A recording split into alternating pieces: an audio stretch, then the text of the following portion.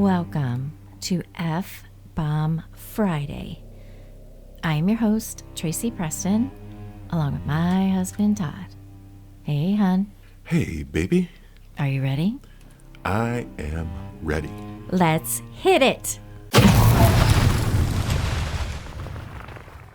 Detroit has always known how to grieve.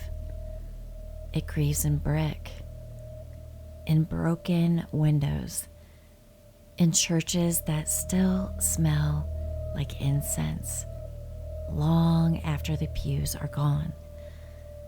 It is a city that remembers everything, even the things that it pretends to forget. And sometimes, what it remembers begins to walk. Today's episode of F-Bomb Friday is about the Black Nun of Detroit. Her name was Alina. She was born in 1929 on Detroit's east side, when factories still roared and hope still pretended it would last. Her father worked near the river. Her mother cleaned houses along Kercheval and Jefferson. Alina learned early how to be quiet, not shy, just observant. She noticed how adults carried exhaustion like a second spine, how churches were full even when cupboards were not, how prayer was sometimes the only place sorrow was allowed to speak. She loved the cathedral on Woodward, not for God, but for the silence between prayers, the kind of silence that felt like someone was listening. She dreamed of disappearing without dying. At 16, Alina said she wanted to become a nun. Her mother thought it was just a phase. Her father said nothing. But Alina had already begun sleeping with her hands folded, already waking from dreams where bells were ringing somewhere she could not see. She said God had spoken to her, but when asked what he said, she could never answer, because the truth was harder. God had not spoken. Something else had. A pull, a need, a sense that her life, as it was, would swallow her whole. The convent offered safety, structure, escape, but also disappearance. She entered the Sisters of Mercy in 1947. She took her vows at 19, and the world never called her Alina again. She became Sister Miriam of the Cross. Most nuns wore lighter colors then. Miriam asked for black. She said it reminded her of humility.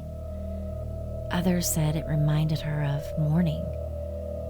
The habit swallowed her slight frame. The veil shadowed her eyes. Over time, people stopped remembering the girl beneath. She moved softly, spoke gently, rarely laughed, but she prayed longer than anyone else. And sometimes, late at night, the sisters heard her whispering in the chapel long after prayers were finished. They never heard her ask for forgiveness, only understanding. In 1953, a 14-year-old girl named Teresa disappeared near Corktown while walking to catechism. An elderly woman told police she saw Teresa speaking with a nun in black on the church steps. The nun placed a hand on her shoulder and guided her toward a side street. The description matched Sister Miriam. The convent denied everything. Miriam said she had been in prayer. No evidence contradicted her. The case went cold. Another girl vanished, then another, always near churches and always near dusk, always with rumors of a black veil. No bodies, no arrest, only absence. In 1961, a fire broke out in an abandoned rectory near the river. Firefighters never wrote what they found beneath the basement stairs, only that there was too much dried blood to explain, and carved into the wood of the stairs, God does not answer when I ask him to take it away.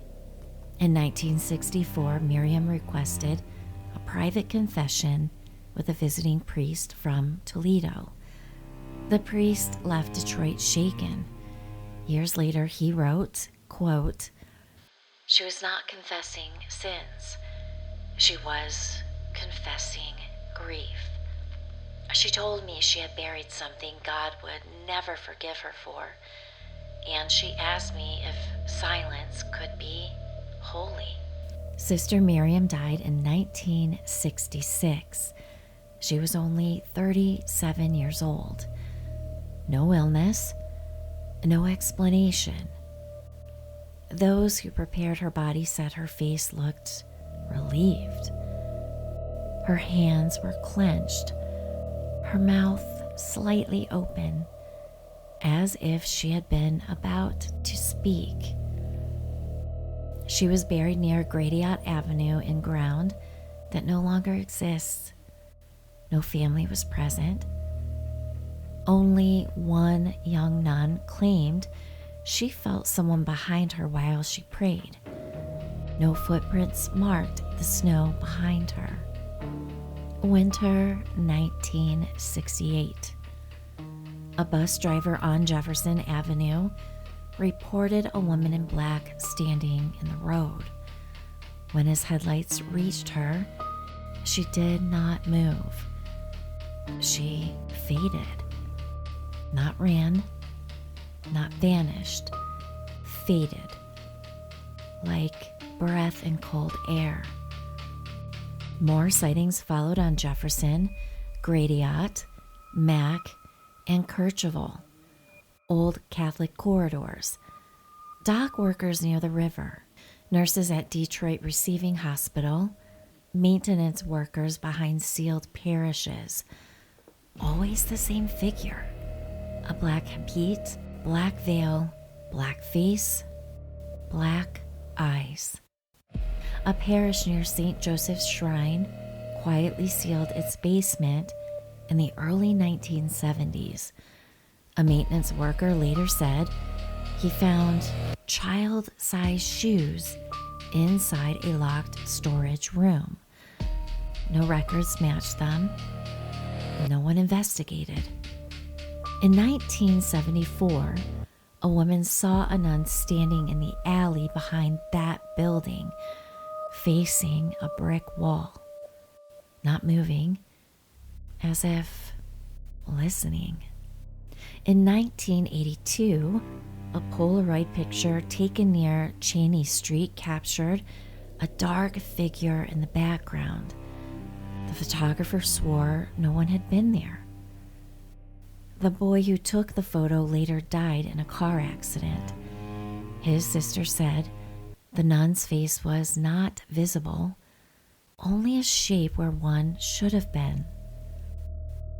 Two nurses at Detroit Receiving reported a nun standing at the end of an older hallway. When they approached, the hallway was empty. The security footage showed nothing, but one nurse said she heard a whisper. "I didn't mean to hurt them." Dock workers near the Detroit River sometimes saw her standing near the water, facing north, still, silent, as if waiting for something that would never return. In 2007, a hidden storage room near Brush Street revealed a handwritten ledger. First names, girls' names. Beside each was the word prayed. The last page read, quote, "God would not take the burden, so I carried it." The ledger was later lost. One woman claimed she was taken into a church office by a nun dressed in black in 1962. Locked inside, she was told the world would hurt her, told she could be made pure. She escaped barefoot near Lafayette Boulevard. She says the nun did not chase her, she only watched. And the woman remembered thinking she wasn't angry, she was convinced. The Black Nun no longer belongs to Miriam. She belongs to Detroit. She appears where Catholic buildings once protected children. She casts no shadow, makes no sound. Her eyes are not hollow, they are black, as if light refuses to stay on her. People do not feel fear when they see her. They feel sorrow. Some say she makes one sound. Not a cry, not a whisper, but the sound someone makes when they realize they cannot undo something. In 2003, a security guard near Mount Elliott Street saw a nun at a locked gate. When he shined his flashlight, the beam did not reflect. It disappeared into her veil. When he dropped the light and looked again, well, she was gone. Detroit does not sell her story. They do not celebrate it because she is not entertainment. She is grief. She is faith without answers. She is what happens when devotion believes it knows best. If you walk near the old Catholic ground in Detroit at midnight, not at dawn, but between, you may feel watched, not threatened, watched. And if you turn, you may see her, not moving, not reaching, just standing, as if waiting to be forgiven, as if waiting for the city to understand. The Black Nun of Detroit is not proof, not evidence, not history. She is a question shaped like sorrow, a question dressed in black, a question that walks where innocence once believed safety was guaranteed. Did she harm the children? The legend does not say she physically killed them. It does not say she abused them. It does not make her a monster. Instead, it suggests something far more unsettling. She believed she was saving them. The disappearances are tied to her presence, but never directly to violence. The implication is that she removed them from the world, not destroyed them. From what? Poverty, abuse, trafficking, homes that were breaking, lives that frightened her more than death did. She saw suffering and believed separation was mercy. She did not see herself as a predator. She saw herself as a protector. Now, the story implies she hid girls in church properties. She moved them between parishes. She used Catholic networks to relocate them. She believed she was delivering them into safety. but she lost control of where they ultimately went. Some may have been adopted under false names. Some may have been trafficked unknowingly. Some may have died of illness, and some may have vanished into institutions.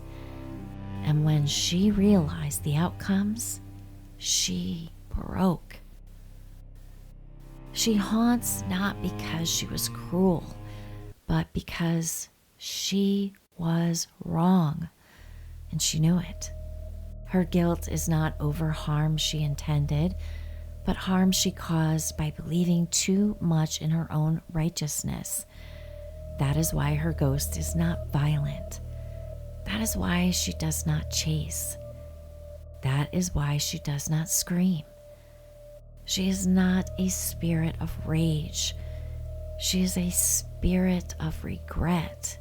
The Black Nun represents faith without accountability, mercy without understanding, authority without wisdom, love that becomes control, protection that becomes imprisonment.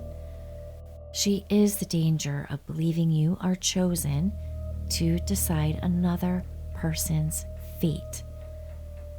The Black Nun of Detroit is not a monster.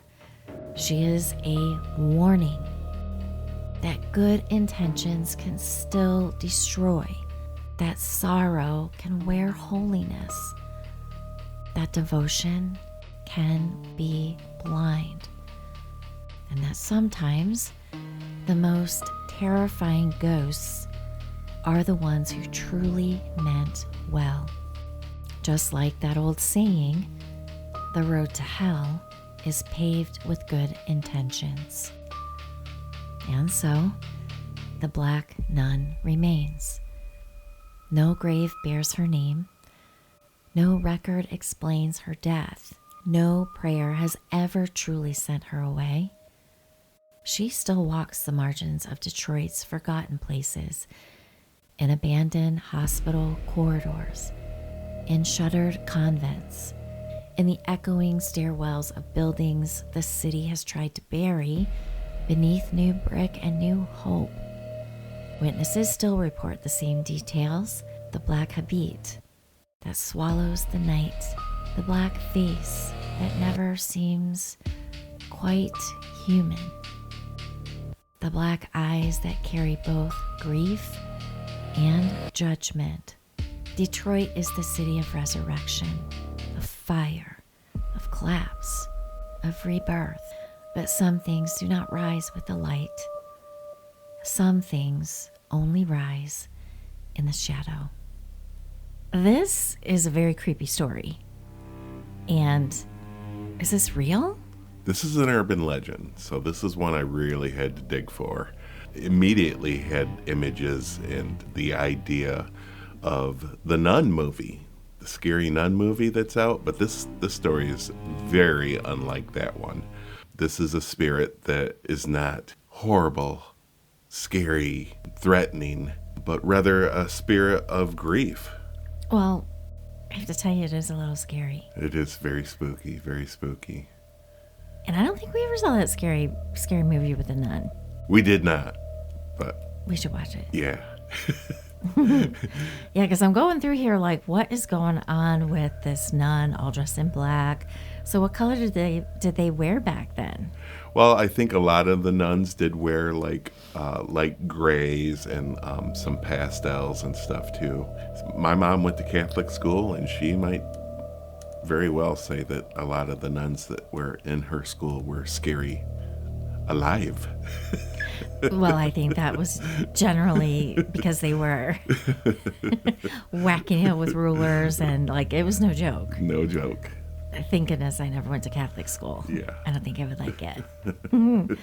So it's weird. So she was tortured because she felt like she was saving them? Yeah, she felt that she had a calling to save the children and inadvertently caused them harm, a lot of them, and which is why her spirit lingers. I don't feel that her spirit felt like it was ever forgiven until she finally has that, and I don't know how she's going to ever achieve that. She's going to stick around, I think. Yeah, she's not going anywhere. She's not going anywhere. Well, it's very freaky. Very freaky, dark, foreboding, heavy. And what's up with the veil? The veil? Yeah, wasn't she wearing a veil? Yeah, a black veil. So what's up with the veil? Nuns don't wear veils? Yeah, they do. No, they don't. Well, that's their headdress thing. You know, it's called a veil. Oh, it doesn't okay. cover their face, but you couldn't see this one's face anyways because she was like all black, everything's black. Wow, poor Elena. Yeah. Thinking she was doing good. Yeah. But you never know. How did she pick these children? Just watching them? Like, what made her decide that this is the little girl that I want to save? I wonder. Right. Yeah, it does make you wonder, and who knows, you know, maybe she knew these were neighborhood children, you know, she knew the families and knew what their backstories were or knew what the issues were and just took it upon herself to try and correct situations that she wasn't really equipped or prepared to do. Maybe she took them because her parents didn't take them to church. Well, that could be too. So they're bad parents. Yeah. She was uber religious. Uber religious. Yeah. Wow. I don't want to run into this lady. No. And what would you do if you did? And we're not going to hang out in Detroit between midnight and sunrise anyways. So, No. So. That's true. So just for our Detroit listeners, stay inside between midnight and sunrise, please. Yeah. Yeah. Yeah. Well, great story, hon. Thank you. Mel, do you want to sign us out? I sure do. You better lock your doors. You better lock your windows. And you might just want to check under your bed. And if I see the Black Nun under my bed, I'm going to let her know it's okay. Go to heaven. Go to heaven. You were forgiven. I mean, come on. Right. You're forgiven. Right. She should know that. She should know that. Mm-hmm. Right? That's right. Well, thank you, everyone. Thanks, everybody. Hey, and we will see you again on Malice Monday. We'll see you on Monday.